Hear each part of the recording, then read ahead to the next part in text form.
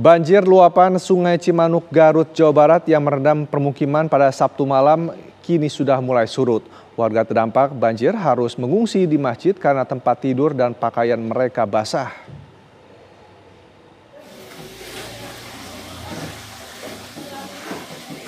Warga terdampak banjir di Kampung Cimacan, Sudika Indah, dan Kampung Bojong Sudika, Desa Haur Panggung, Kecamatan Tarogong Kidul, Garut, mulai membersihkan perabot rumah tangga yang masih bisa diselamatkan.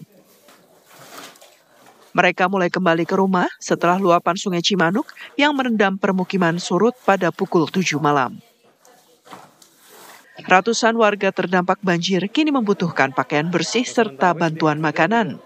Sebagian warga yang belum bisa kembali ke rumah terpaksa mengungsi di masjid. Ketinggian air di rumah Bapak awalnya gimana? Ini 1,8 meter, 1,7, so kalau 1,8 meter. Pas kejadian Bapak ngungsi dulu ke atas? Di atas lah. Di atas. Tidur di masjid dulu sementara, di rumah masih basah, belum beres. Warga berharap pemerintah setempat bisa mendirikan dapur umum karena alat masak mereka rusak terendam banjir. Dari Garut, Jawa Barat, Taufik Hidayah, TV One mengabarkan.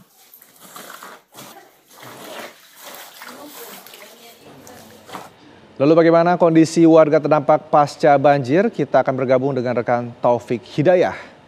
Selamat siang, Taufik. Bagaimana kondisi pasca banjir? Apakah pengungsi ini sudah kembali ke rumah? Baik, Rendra dan pemirsa di rumah bisa saya sampaikan betul sekali untuk para pengungsi yang semalam sempat mengungsi ke musola atau ke masjid terdekat yang ada di wilayah terdampak banjir, yaitu di Kampung Cimacan, Kampung Sudika Indah, dan Kampung Bojong Sudika ini sudah kembali ke rumah masing-masing. Mereka sedang melakukan aktivitas bersih-bersih rumah atau aktivitas bersih-bersih lanjutan karena memang sejak kemarin malam air sudah surut yang tadinya ketinggian air banjir mencapai 2 meter lebih. Namun kemarin malam sekitar pukul 19 waktu Indonesia Barat sudah mulai surut sehingga mereka sudah mulai kembali dan bersih-bersih. Dan sebagian warga terdampak banjir ini juga yang semalam mengungsi di masjid saat ini sedang melakukan perbaikan rumah di rumahnya masing-masing karena sebagian rumah mereka ada yang mengalami kerusakan ringan. Dan diketahui kemarin untuk bencana di Garut yaitu selain banjir luapan Sungai Cimanuk yang merendam ratusan rumah, terdapat juga bencana tanah longsor di beberapa titik terutama di jalur provinsi penghubung Bandung, Garut, Tasikmalaya dan sebaliknya.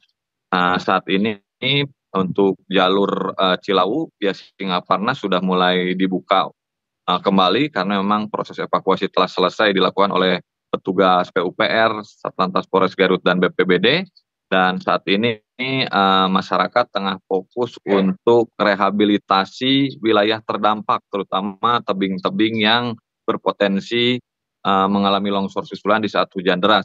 Selain rehabilitasi tebing-tebing yang terancam longsor susulan, saat ini juga masyarakat telah melakukan rekonstruksi wilayah terdampak banjir yang saat ini sedang dilakukan pembersihan secara swadaya. Demikian, Redra.